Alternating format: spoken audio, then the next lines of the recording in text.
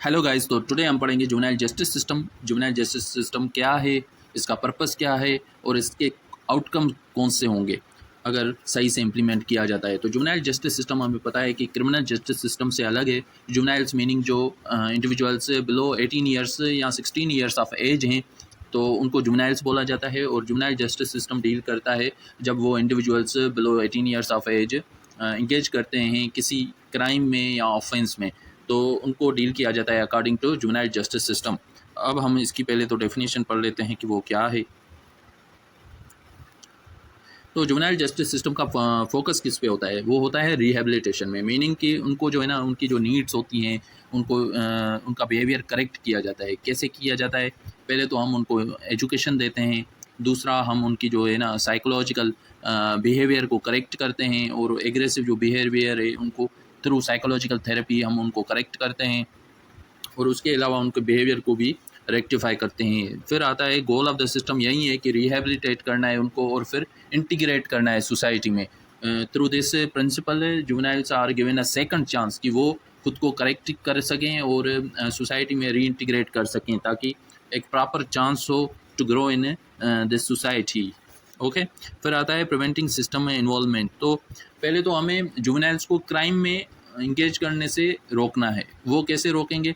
यार, आप जो है ना एक्स्ट्रा करिकुलर एक्टिविटीज़ में उनको इंगेज करें। फॉर एग्जांपल यूनाइटेड स्टेट्स में जब छुट्टी होती है स्कूल से 2 बजे के आसपास, तो वो वहाँ पे देखा गया according to a report by US criminal law system कि इंडिविजुअल्स इस वक्त दौरान बहुत, मतलब जुवेनाइल्स बहुत इंगेज कर रहे थे क्राइम में। तो उन्होंने क्या किया कि पार्क्स वगैरह क्रिएट किए ताकि इंडिविजुअल्स वहाँ पे फुटबॉल वगैरह खेल सकें, और बास्केटबॉल जो है ना प्लेटफॉर्म्स क्रिएट किए गए ताकि जुवेनाइल्स इंगेज्ड रहें अपनी लाइफ में और क्राइम का सोचे भी ना।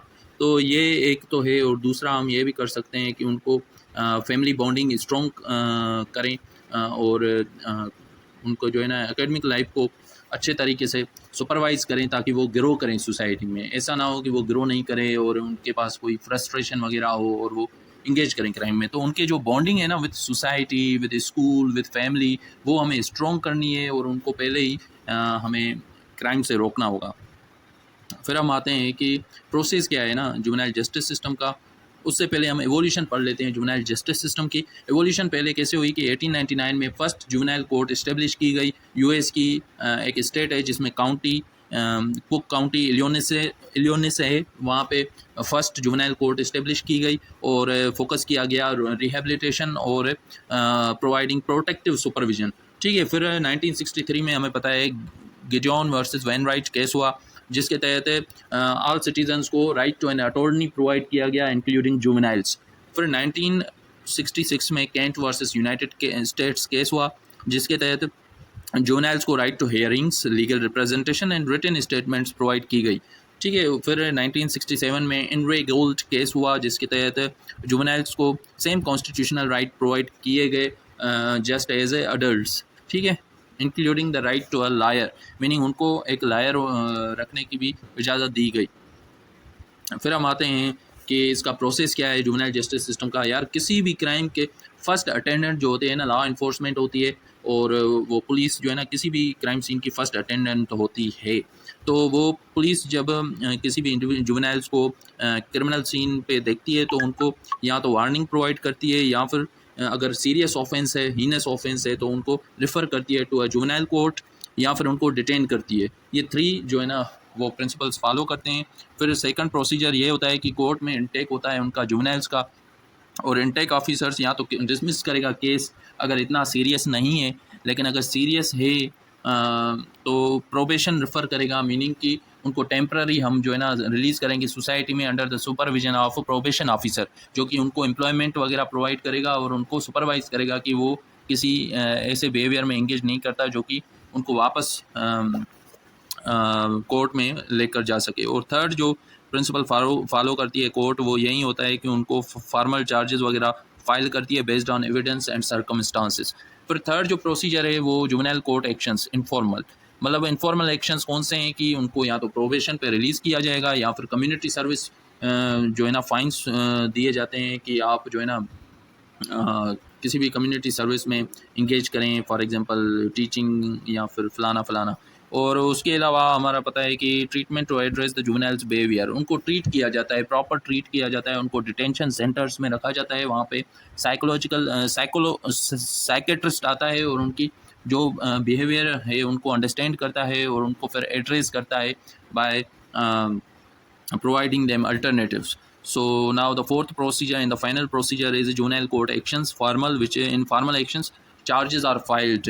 These charges are filed mostly in heinous crimes. So what happens here is that play agreements take place. Play agreements हम किसको बोलते हैं कि आप जो है ना उनको बोलते हैं कि हम आपकी सज़ा कम करेंगे अगर आप खुद ये कन्फेस करते हैं कि ये क्राइम आपने किया है। तो इसमें जो जुवेनाइल्स हैं उनकी सज़ा कम की जाती है ताकि वो खुद कन्फेस करें क्राइम अगर उन्होंने किया है तो। फिर आता है डाइवर्जन प्रोग्राम्स। डाइवर्जन प्रोग्राम्स में उनको जुवेनाइल जस्टिस सिस्टम से अवे ले जाने के लिए हम उनको डाइवर्जन प्रोग्राम्स ऑफ़र करते हैं, जिसमें उनको प्रोबेशन वगैरह में रिलीज़ कर देते हैं सोसाइटी में, ठीक है। और थर्डली हमें एडजुडिकेटरी हियरिंग होती है, जिसमें जुवेनाइल्स को एविडेंस के साथ हम कन्फेस कराते हैं कि ये क्राइम उन्होंने किया है। फिर हम आते हैं अबाउट की functions of juvenile justice system. तो की फंक्शंस यही है कि आप जो है ना उनको डाइवर्ट करते हैं away from juvenile justice system. वो आप कैसे करते हैं कि आप उनको काउंसलिंग वगैरह प्रोवाइड करते हैं और उनको कम्युनिटी सर्विस में इंगेज करते हैं ताकि उनके रूट काजेज़ ऑफ डेलिंक्वेंसी को एड्रेस करें। और फिर आता है कम्युनिटी बेस्ड प्रोग्राम्स। इनमें आप उनकी फैमिली बॉन्डिंग को स्ट्रॉन्ग कराते हैं, स्कूल्स में उनको एक्स्ट्रा करिकुलर एक्टिविटीज़ में इंगेज्ड रखते हैं और फिर किसी भी एनजीओ के थ्रू उनको सपोर्ट वगैरह प्रोवाइड करते हैं ताकि उनको रिहेबिलिटेट किया जाए, उनके बिहेवियर को रेक्टिफाई किया जाए और रीइंटीग्रेट किया जाए सोसाइटी में, ठीक है। फिर आता है जुवेनाइल राइट्स प्रोटेक्शन, जिसमें आप गारंटी करते हैं लीगल रिप्रेजेंटेशन और ड्यू प्रोसेस और कॉन्फिडेंशियलिटी ऑफ जुवेनाइल रिकॉर्ड्स। मतलब कि जो जुवेनाइल इंगेज करता है क्राइम में तो उनकी कॉन्फिडेंशियलिटी मेंटेन की जाती है कि वो इंडिविजुअल ताकि लेबलिंग से बचे कि उसने क्राइम किया है। ये आपको पता होगा लेबलिंग थ्योरी का कि किसी भी अगर इंडिविजुअल को हम लेबल करते हैं एज अ क्राइम तो उस लेबल पे पूरा उतरने के लिए वो फर्दर इंगेज करता है क्राइम में और एक प्रॉपर क्रिमिनल बन जाता है। तो इस चीज़ से रोकने के लिए हम कॉन्फिडेंशियलिटी उस इंडिविजुअल की मेंटेन करते हैं।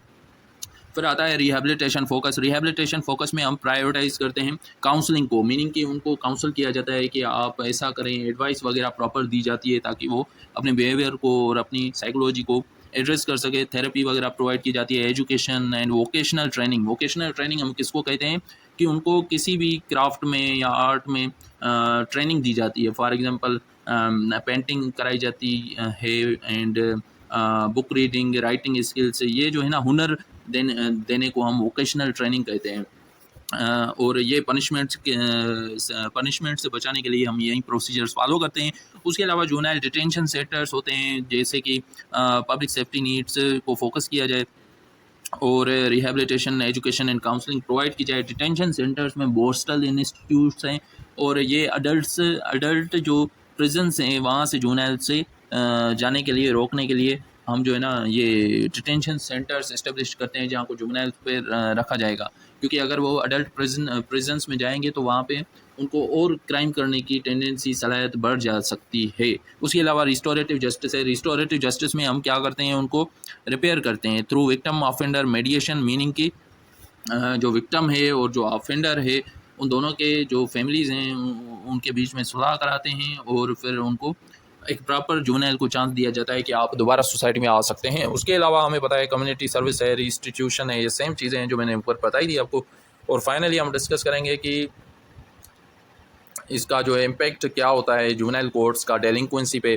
तो इम्पैक्ट यही होता है कि आप डाइवर्जन कराते हैं उनके away from juvenile justice system और उनको प्रॉपर चांस दिया जाता है कि आप रीइंटीग्रेट करें सोसाइटी में थ्रू रिहेबिलिटेशन। रिहेबिलिटेशन में हमने पढ़ा counselling, therapy, education, vocational training, ये सारी चीज़ें हमने रिहेबिलिटेशन में पढ़नी है। उसके अलावा हमें पता है कि इंडिविजुअलाइज्ड अप्रोच होता है। इंडिविजुअलाइज्ड अप्रोच मतलब स्पेशलाइज्ड अप्रोच होता है किसी भी एक जुवेनाइल की स्पेशलाइज्ड नीड्स के मुताबिक, ठीक है। अगर कोई जुवेनाइल का आईक्यू कम है तो उसको हम थेरेपी वगैरह प्रोवाइड करते हैं, उनको एम्प्लॉयमेंट प्रोवाइड करते हैं ताकि वो इंगेज्ड रहे और किसी भी क्राइम में दोबारा आने से 100 बार सोचे पहले। और फिर आता है एजुकेशनल सपोर्ट, मीनिंग उनको एजुकेशन प्रोवाइड की जाती है ताकि वो अपने right difference between right and wrong समझ सके और क्राइम में इंगेज ना करें। फिर आता है हमारा फैमिली इन्वॉल्वमेंट। तो ये हमारा पता है कि फैमिली बॉन्डिंग जब स्ट्रॉन्ग होती है तो जुवेनाइल्स लेस लाइकली होते हैं कि क्राइम में इंगेज करें। और फिर आता है हमारा फाइनली रिस्टोरेटिव जस्टिस प्रोसीजर, जिसमें हम उनको जो है mediate कराते हैं relations between the victim and offender so that there is no grievances and so on so forth. And then we have final case study about Mary Flora Bell, जो कि एक यूके में लेडी थी जिसने बचपन में अपनी दोस्त को एक हीनस वे में कत्ल कर दिया था। तो उसके एक केस स्टडी है कि उसको जो है ना एक जुवेनाइल जस्टिस सिस्टम में लाया गया और उसको जो है ना एनोनिमिटी, मीनिंग उसकी कॉन्फिडेंशियलिटी, उसकी सारी इन्फॉर्मेशन सीक्रेट मेंटेन की गई ताकि वो उसको लेबल से बचाया जा सके। फिर उसको रीइंटीग्रेट किया गया सोसाइटी में थ्रू रिहेबिलिटेशन, मतलब उनको एजुकेशन प्रोवाइड की गई, उसको थेरेपी वगैरह, और साइकेट्रिस्ट ने उसकी जो साइकोलॉजी थी उसको अंडरस्टैंड किया, उसके बिहेवियर को मॉडिफाई किया, रेक्टिफाई किया, और फिर उसको अलाउ किया कि आप रीइंटीग्रेट हो सकें प्रॉपरली इन सोसाइटी। और आज वो एक सक्सेसफुल मदर हैं with two beautiful kids and so on so forth. So ये था हमारा जुवेनाइल जस्टिस सिस्टम, और इंशाल्लाह हम आगे भी डिस्कस करेंगे। उससे पहले आप लाइक करें, सब्सक्राइब करें और कमेंट करें ताकि हम मोटिवेटेड रहें कि आगे भी हम ऐसा काम प्रोड्यूस कर सकें।